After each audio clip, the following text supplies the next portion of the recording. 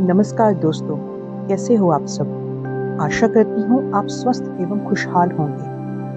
आज हम सुनेंगे कहानी शिकंजा, जिसे लिखा है नीला प्रसाद जी ने। इससे पहले कि आप कहानी में खो जाएं, आपसे अनुरोध है कि आप चैनल को सब्सक्राइब कर लीजिए ऐसी ही और बेहतरीन कहानियाँ सुनने के लिए। तो चलिए कहानी शुरू करते हैं। उन्हें टाटा करते अपने अंदर उठ रहे भावों ने मुझे असहज कर दिया। एक तो सही गलत, नैतिकता अनैतिकता का इक्वेशन हल नहीं हो पा रहा था। दूसरा कंफ्यूजन अपने अंदर की कसक का था। मैं असुरक्षित और कंफ्यूज्ड सी क्यों महसूस कर रही थी? आखिर क्यों? क्या यह कोई एक अनूठी या बड़ी बात थी कि एक शादीशुदा युवा महिला अपने पौने 2 साल के बेटे को पति की जिम्मेदारी पर छोड़कर बिना किसी गिल्ट के अपने एक कुलीग की शादी में अपने सीनियर यानी कि मेरे पति के साथ एक दिन और एक रात के लिए बाहर जाए? पर यह छोटी बात भी नहीं थी। मेरे अंदर की माँ, पत्नी और महिला, उसका तो यही मानना था। मैं तो ऐसा सोच भी नहीं पाती कि सिर्फ अपनी खुशी के लिए नन्ही बेटी को पति की जिम्मेदारी पर सोता छोड़ मुंह अंधेरे अपने बॉस के साथ शहर से किसी ऐसी शादी में चली जाऊं जहां मेरे होने ना होने से कोई फर्क नहीं पड़ने वाला हो। तो क्या आजकल की महिलाएं बदल रही हैं? उनकी सोच और वैल्यू सिस्टम बदल रहे हैं? सवाल यह भी था कि पूर्वा के पति ने कोई आपत्ति क्यों नहीं उठाई, और मेरे पति, जिन्होंने खुद कभी बेटी के छोटे होते उसे छोड़कर मेरे कहीं भी जाने को स्वीकृति नहीं दी, अपने जूनियर के नन्हे बेटे को छोड़कर अपने साथ शादी में जाने की बात पर हामी क्यों भरी? जब पत्नी का मामला हो तब एक वैल्यू सिस्टम, और जिंदगी में उपस्थित अन्य महिलाओं के लिए अलग सिस्टम। पर मैं ये उसान से क्यों भर रही थी? क्या मैं चाहती थी कि ऐसा होना किसी तरह रुक जाए, या फिर खुद ऐसा न कर पाने की कसक में उसास भर रही थी? कहीं ऐसा तो नहीं था कि एक युवा महिला का मेरे मिडल एज पति के साथ एक दिन और एक रात अकेले होना मुझे असहज कर रहा था? बाहर तो अभी अंधेरा ही था। पहले तल्ले के अपने फ्लैट की बालकनी से मैंने उन्हें टैक्सी में बैठते देखा। टैक्सी चली गई तो मैंने पति के चेहरे के भावों को रेशे रेशे कर समझने की कोशिश की। वे कतई असहज नहीं थे। उन्हें इस बात से कोई फर्क नहीं पड़ता था कि उनकी जूनियर अपने नन्हे बेटे को सोता छोड़ बाय तक बोले बिना उनके साथ अपने एक कुलीग की शादी में दिल्ली से चंडीगढ़ जा रही है, और अगले दिन तक साथ ही रहेगी। उन्होंने तो यह तक नहीं सोचा कि मुझे कैसा लगेगा। और मैं यह सोच सोचकर परेशान हो रही थी कि जब बच्चा नींद से जाकर माँ को खोजेगा और उसे माँ नहीं मिलेगी, तब बच्चे को कितना बुरा लगेगा। वह दिन भर माँ का इंतजार करता रहेगा कि माँ कब दिखे, लाड़ लड़ाए, खाना खिलाए, नहलाए। और माँ माँ तो मस्ती में दूसरे शहर की सैर कर रही होगी। फिर रात हो जाएगी तो बेटा रात को माँ से सटकर सोने के इंतजार में नींद को भगाता माँ के इंतजार में जागा रहेगा। और माँ घर और बेटे से लगभग 250 किलोमीटर दूर चमकीली साड़ी पहने, गहने लादे, सजी धजी कुलीग की बारात में ठुमके लगा रही होगी।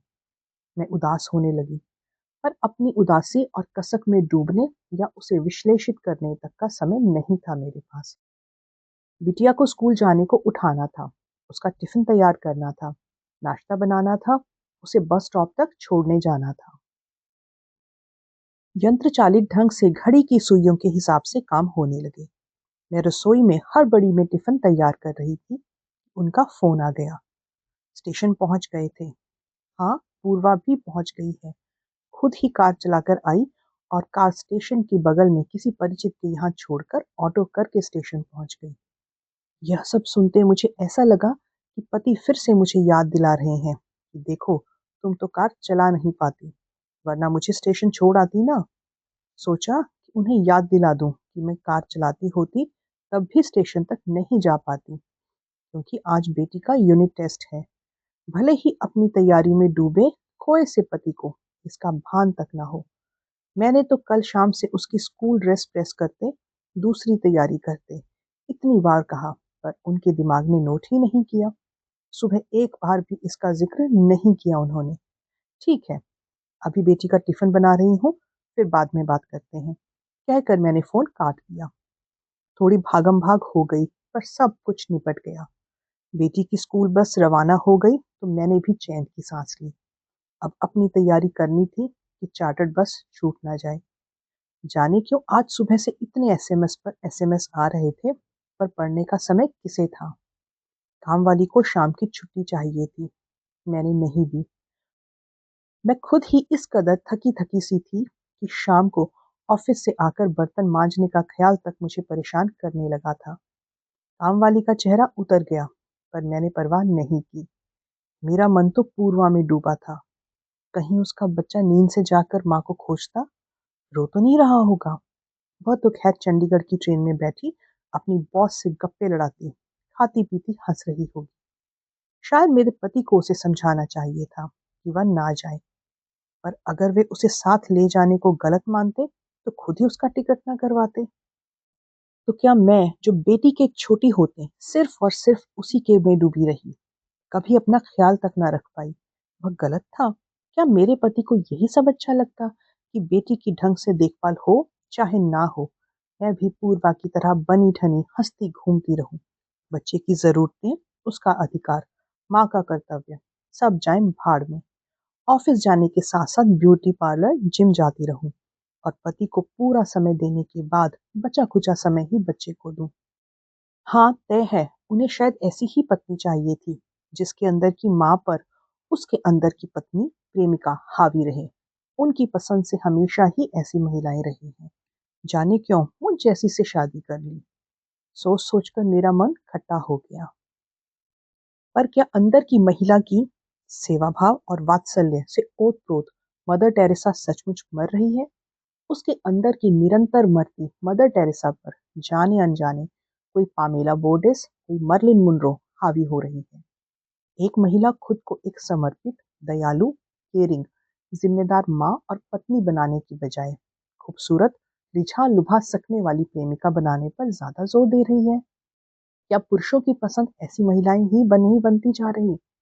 क्या यह सच नहीं कि हर पुरुष को चाहिए लटके झटके दिखाने, हाव भाव परोसने, लुभाने और प्रशंसा के पहाड़ पर चढ़ा देने वाली एक प्रशंसिका, एक प्रेमिका, चाहे पत्नी के रूप में, चाहे पीए, जूनियर या किसी और की पत्नी के रूप में। शायद हाँ, मेरे मिडिल एज पति का पत्नी के वैल्यू सिस्टम को धता बताने एक ऐसी ही कम उम्र महिला के साथ घूमने चले जाना, जिसके अंदर की माँ को मनोरंजन की इच्छा से भरपूर आधुनिकता ने छीन लिया है। ये तो यही सिद्ध करता है ना। मैं कई बार इस बारे में बहस छेड़ना चाहती थी कि क्या सही है क्या गलत, पर पति मेरे हर तर्क पर चुप थे। वे पूर्वा को बहुत पसंद करते हैं और पूर्वा पूर्वा तो उनकी घोर प्रशंसिका है। तो जाहिर है कि अपनी पत्नी का पूर्वा की आलोचना करना उन्हें कैसे पसंद आता, जिसके पत्नी पने पर अक्सर एक माँ हावी हो जाती है। उसे दुविधा है, हो सकता है वह ना जाए, मगर उसका जाना 50-50 है। वे हफ्ते भर पहले से पत्नी को दिलासा दे रहे थे ताकि वह एकदम से ज्यादा परेशान ना हो। वे शायद पत्नी के किसी तर्क का सामना करना ही नहीं चाहते थे। नहीं चाहते थे कि पत्नी इस बात से परेशान हो कि वे एक आधुनिक महिला कुलीग के साथ अकेले यात्रा पर जा रहे हैं। पर मुझे अंदर से पता था कि उसका जाना तय है। वह जाना चाहती है, वह जाएगी। शादीशुदा होते हुए और माँ होते हुए भी पति या बेटे के लिए रुक जाने वालों में वह नहीं। परिवार या बेटे के लिए अपनी खुशी छोड़ देने या मन मार लेने वालों में से वह नहीं है।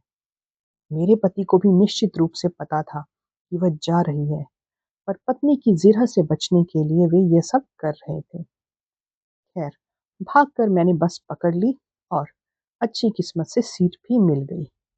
यह तो बगल में बैठी महिला ने विश किया, तब जाकर ध्यान आया कि आज तो महिला दिवस है।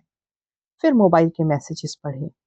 महिला के गुणों के बारे में सुंदर सुंदर वाक्य लिखे थे कि किस तरह वह घर की धुरी है और उसके बिना हर घर, हर दिल, हर एहसास, हर पल अधूरा है। एक में लिखा था कि महिला ईश्वर के प्यार का प्रतिमान है। वह दिल से देखती है और आंखों से महसूस करती है। वह एक ऐसा बैंक है जहाँ सारे परिवार के दुख दर्द, चिंताएं और भय जमा रहते हैं। वह सीमेंट है जो परिवार को जोड़े रखती है और उसका प्यार जिंदगी भर खत्म नहीं होता। पर मुझे तो महिला दिवस की खुशी से ज्यादा मेल एटीट्यूड पर गुस्सा था, जिसके कारण यह दिन मनाने की नौबत आई। यह महिला के गुणों के बयान से ज्यादा उसके अधिकारों की लड़ाई का दिन था और मैं आत्ममुग्धता में उलझने की बजाय पुरुषों की सोच बदलने पर ज्यादा जोर देना चाहती थी। इसलिए मैंने हर एसएमएस का जवाब यह लिख कर दिया कि चलो मनाएं कि पुरुषों की सोच, उसके एटीट्यूड में ऐसा परिवर्तन आए कि दुनिया भर में हर दिन महिला दिवस हो जाए और इसे अलग से मनाने की कोई जरूरत ही न रह जाए। पता था कि कोई अप्रिशिएट नहीं करेगा। मुझे अब गुस्सा आने लगा था। एक पूर्वा थी जो अपने पति और नन्हे बेटे को छोड़कर मेरे पति के साथ यात्रा कर रही थी और जाहिर है महिला दिवस पर एक आजाद महिला की तरह ठहाके लगाती, गप्पे मारती, एंजॉय कर रही थी। एक मैं थी जो महिला की आजादी का मतलब उसकी आर्थिक, भावनात्मक और वैचारिक आजादी से लगाती थी।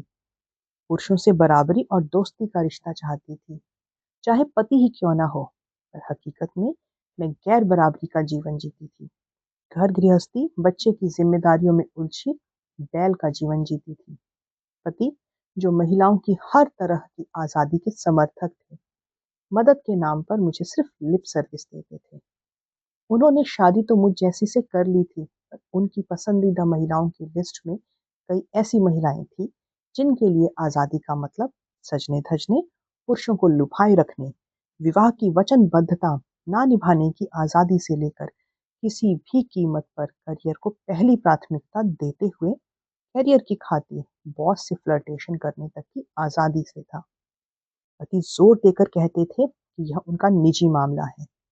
महिला को अधिकार होना चाहिए कि पति पसंद ना हो तो वह बाहर प्यार करे और किसी और का पति पसंद हो तो खुलकर इजहार करे। महिला को हर तरह की आजादी होनी चाहिए कि वह अपने शरीर का जैसा चाहे इस्तेमाल करे। उनकी ऐसी सोच मेरे लिए उसी तरह खतरा थी जिस तरह मेरी यह सोच उनके लिए कि शादी पसंद ना हो तो महिला को शादी छोड़कर आगे बढ़ जाने की हिम्मत दिखानी चाहिए। यह सब याद करके तो मेरा गुस्सा और बढ़ गया। नहीं, मुझे यह संदेह नहीं था कि पूर्वा बगल के कमरे में रहती हुई आज रात अपनी देह का चाहे जैसा वैसा इस्तेमाल करने वाली है, बल्कि मुझे तय सा था कि कहीं कुछ ऐसा होने वाला नहीं है। फिर भी अचानक मन में शंका उठी कि पूर्वा के पति को कोई चिंता क्यों नहीं है। इस तरह उसकी पत्नी अपने बॉस के साथ एक दिन और एक रात अकेली रहने वाली है। क्या उसे अपनी पत्नी पर अटूट भरोसा है या फिर मेरे पति पर? तो दोस्तों, ये था कहानी का पहला भाग। इसके आगे की कहानी हम सुनेंगे दूसरे भाग में। तब तक के लिए धन्यवाद।